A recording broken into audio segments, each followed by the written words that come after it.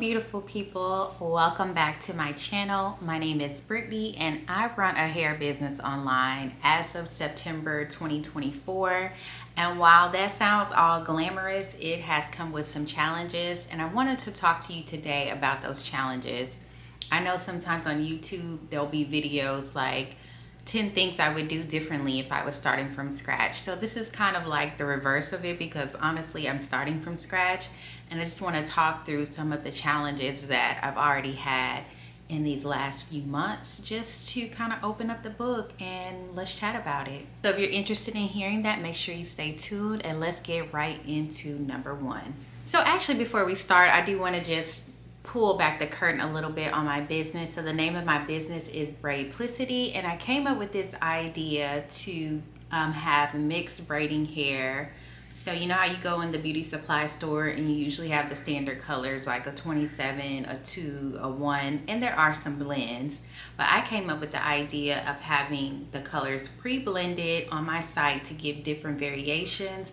And then the beautiful part about it is that I have human hair that matches the braiding hair blend. So very similar to like how I have my hair right now would be a combination that you can get, because otherwise if you go in the beauty supply store, you're left with purchasing the braid hair in multiple colors, and then you need to proceed to purchase the human hair in multiple colors, which is actually really costly if you think about it. So I have put this all in one and given you very quality braiding hair and human hair, and just made a cute little bundle. So I'll show you really quickly. So this is an example of like a bundle. So you would get 5 packs of the braiding hair, and then you would get this boho hair to match. You can purchase 2 if you need to, but I think more than 2 packs of human hair is doing the most.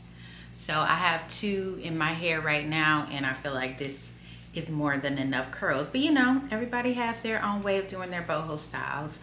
So that is the genius behind my business, if I do say so myself. So let's get into some of the challenges that I have already experienced as a new business owner. So the number one issue that I have faced is being indecisive about inventory. And obviously I'm new, so I'm learning what people want and what people don't want. And I have been honestly surprised by what has sold on the site. One of my biggest seller is Ashley Blonde, and it is a mix of 27, silver, and 4. And I did that color so that it would match for people who have like ash brown hair, like sandy brown hair, but I didn't expect for it to be so popular on the site. And I've sold a lot of that, and also the human hair to match it. But other than that, the other colors haven't really sold. Like the reds that I have on the site, they haven't sold. But because I'm still kind of testing things out, I don't know if I should take that as the truth and like not continue to restock that, or if I should just stick with what I think may go or what may sell. So that really has been a challenge. And the reason that I'm making this video today is because I started a course for both boutique owners and people who have online businesses. And because I have had businesses before, I was quick to jump into this course, because from having businesses before, it's like you don't know what you don't know. And so they have just opened my eyes to a world of things that I did not know about having an online business, and just being very strategic about it. And so one of the things that they teach us in the course is about making sure your inventory is tight, looking at your numbers and saying like, okay, this is what is selling. And so when I'm going to restock, I'm restocking more of this because this is what's popular on my site. And then using that to like plan your revenue and your revenue goals and a host of all these things that, like I said, I didn't know that I didn't know them. So yeah, so now that I had this information and this breakthrough from them, I'm questioning like, how do I move forward with my inventory? And it's like you're planning for growth, but then you also have to think about what you're selling at the moment. So that definitely has been one of the challenges. And so the second challenge kind of plays into the first challenge. The second challenge is that trends move so quickly that you have to try to be somewhat of like a visionary to figure out what's going to be popular in the next cycle. So we're coming up on vacation time, we're coming up on spring. So I'm having to kind of guess, what are the girls going to want for their hair? What colors, what textures may they want? You know, these are things that I guess I kind of thought about before I started the business, but how I started the business in all the colors that I had in my mind, I felt like that was almost too broad. And now that I have the business, I realize that people are going to not necessarily go as far out in color. So I'm having to tighten the colors in and make them more of variations of each other, if that makes sense. Like variations of brown, variations of blonde, variations of red, and kind of sticking, you know, they're kind of close to each other, but they're different, if you know what I'm saying. So that has been hard. And then I've also been questioning, like, how long is boho going to be a trend? I know it's really popular right now. I think it will be popular for the remainder of the year. But then I'm also questioning, like, okay, next year, will we move to something else? Because you know, sometimes I see things on social media, even before now, where people are like, I'm tired of the boho braids. I don't want to see any more boho braids. So yeah, number one and number two kind of go hand in hand. So what I've been trying to do, and what I've also been learning from the course, is trying to reach out to the few customers that I do have to try to get polls, try to get like a pulse on what they may like by just kind of teasing different blends to see if someone bites. And before I'm like going head in on, oh, okay, I know they're going to like this because I like it. It's very different what I may personally put in my hair versus what someone else may actually like and want to actually purchase. Those decisions can be very different. So yeah, and then also I've got a lot of traction on the gray blends, and I actually got a lot of traction from customers here on YouTube, which all of this is surprising. I'm thinking my customers are going to come from Instagram. I'm thinking that they're going to like the colors that are way more different than what you can find in the store. But no, they kind of like black with a little bit of hint of gold and a little bit of hint of red, you know?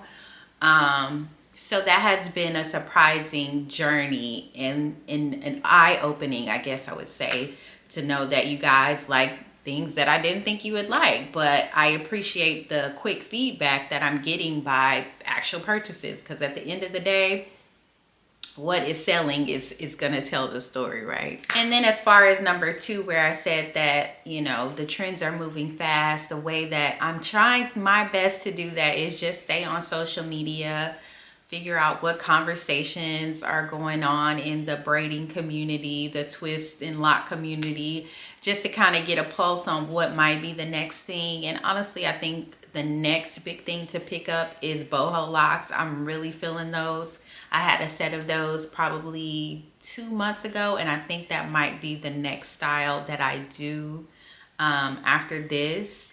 But we'll see. We'll see. And so an additional interesting challenge with number three is the growing number of competition. And I actually have a little story time. So I had another braider. Well, I thought it was one braider, but it was actually braiders that work together. They reached out to me about some of the braiding hair that I have that's like unique colors.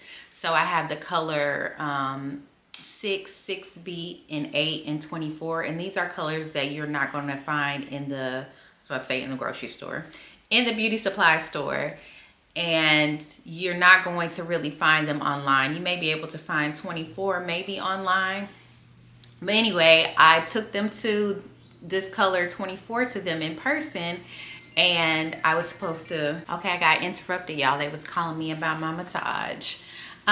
So I was saying that I took the color 24 to them in person, and they actually wanted to test the 6 and the 8. And so when I got the 6 and the 8 in, they kind of like ghosted me. They weren't saying anything. So I just moved on, whatever. And then one day I went on Instagram and I started searching. I'm like, well, let me see if there's other companies that have pre-mixed hair, whatever, whatever.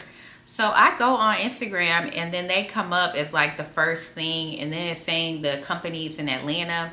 So I go down the bunny trail, rabbit trail, and I'm like, wait a minute, these are the braiders that I took the hair to.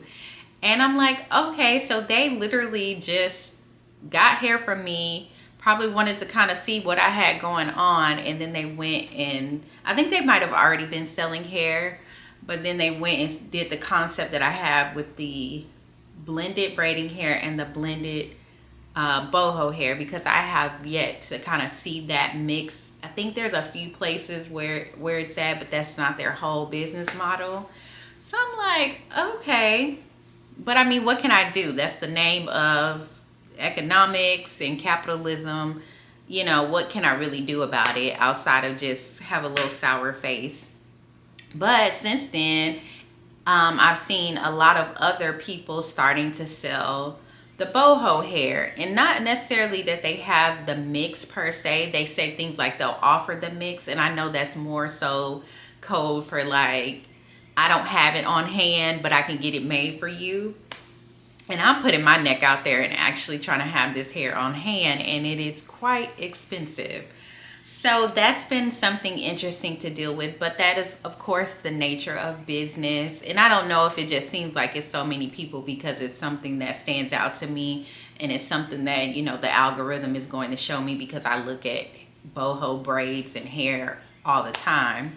So it just seems like, oh, here's a new person now popping up saying that they sell the boho hair. And then the thing too about it is that a lot of these people who are selling the hair, they seem to be more established braiders. Like, I really kind of fell into braiding hair because I started selling the hair and I was posting about the hair, and people started asking me to braid their hair, but that wasn't really what I was going for. So it kind of works in their favor that they already have a following, customers who are getting this hairstyle. Whereas I'm essentially in the beginning stages of growing both of them. So, you know, they kind of have the upper hand on me, but that's all right. We're going to use God's favor to handle the rest. But yeah, that's just been some of my experience so far. But, you know, I have been talking to my husband and some of my friends about my business and just trying to stay encouraged, because I don't see that there's many Black women who have a hair business or have a business in general. And I really want us to be in the market of hair. Like, we are the biggest consumers of this braiding hair. It's not like other cultures and races are really getting their hair braided. I'm not going to discount them because maybe they do, but I know we are the main customer. And so for us not to have our hand in something that we purchase all the time, it's like, why not? Because we know it better than anybody else.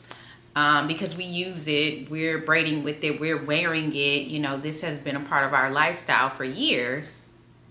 And then also too, a bonus challenge is this recent information, the article that came out saying that there's carcinogens,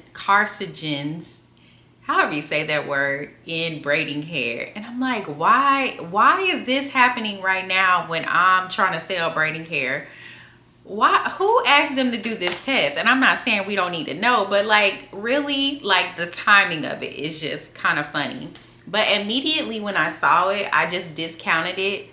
And I don't know if it was just something in me that was like, no, where is this even coming from? But the further you read into it, they use the sampling as if you were eating or digesting braiding hair instead of using it for, what's the word, like derma. It's something about derma, basically it touching the skin. And for testing the carcinogens when you're touching the skin, I can't get it out. Essentially, it wasn't that much lead. There's like makeup that has way more lead in it that we're putting on our lips, the lipsticks, than what you would find in braiding hair that's touching the skin. They did the testing as if you were to put the hair in your mouth, and they said kids may chew on their braids, and so they just need to know about this exposure. But it's like, why are you sending off fire alarms when you know we don't eat braiding hair? So I feel like it would have been better to say, make sure if you are going to have younger kids wearing braiding hair, make sure it's something that they're not chewing on, something they're not putting in their hair, putting on their hands, and then putting their hands in their mouth. You know, because we're not about to eat braiding hair and we're not digesting it. So what is it like touching our skin? And I know there's some people who say that braiding hair irritates them and different things like that. I've never, well, there was one time that I braided my hair, and that's been many years ago, where it was just like, what is going on with my scalp? But since then, I've never experienced that issue. So I don't want to discount anyone's experience, because that's very real. But yeah, that has been an interesting challenge as well. So those are my 4 challenges. And like I said, I'm going to keep moving forward and nurturing my business and hopefully growing my business. If you have any questions, if you want to check out my page, it is braidplicity.com, and make sure you stick around because I do tutorials on how to do boho braids. The next video I'm thinking about doing is how to do boho locks. So y'all let me know in the comments if you want to learn how to do that, because I got the process down, and so I'm ready to film that. I think that would be super helpful because it's about to be vacation season, and we are about to be outside this summer because there's so much going on in the world. The one thing we need to do is be joyful right now, seriously. And if you're in the Atlanta area and you need your hair did, I got you as well. Just shoot me a message in the comments. And yes, guys, you guys enjoy your weekend, and I will see you in the next one.